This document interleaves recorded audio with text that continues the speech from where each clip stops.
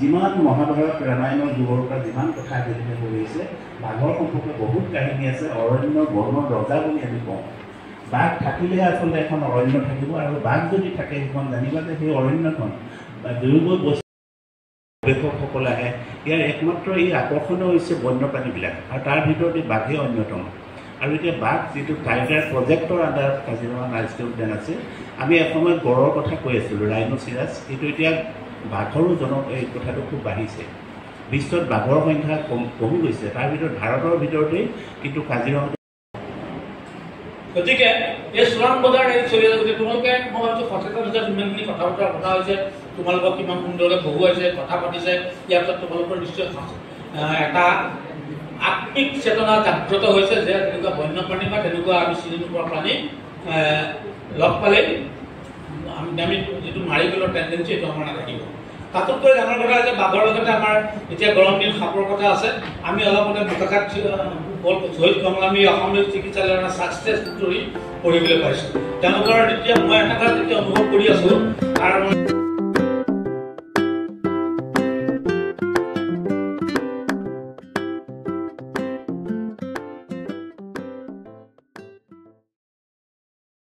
কি হয় ফেজ 3টো হ'ল অল ইণ্ডিয়াত প্ৰত্যেক 4 বছৰৰ মূৰে মূৰে এটা কেমেৰা টাইপ হয়। প্ৰত্যেকখন টাইগাৰ ৰিজাৰ্ভ প্ৰত্যেক 4 বছৰৰ মূৰে মূৰে। সেই 2010 এবাৰ হ'ল, 14 হ'ল, 18 হ'ল, 22 হ'ল, আৰু এইবাৰ এটা 26 হ'ল আহি আছে। এই 25 লাষ্টৰ পৰা আৰম্ভ হ'বই, তো সেইটো 26 হ'ব। গম পাইছে?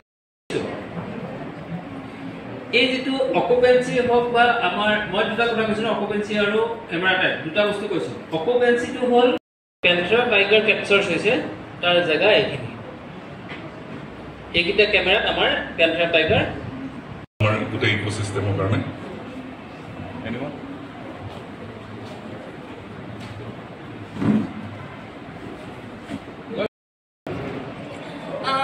আমাৰ শ্ৰদ্ধাৰ উত্তম ছাৰকে ধৰি যিসকল অতিথিয়ে আমাক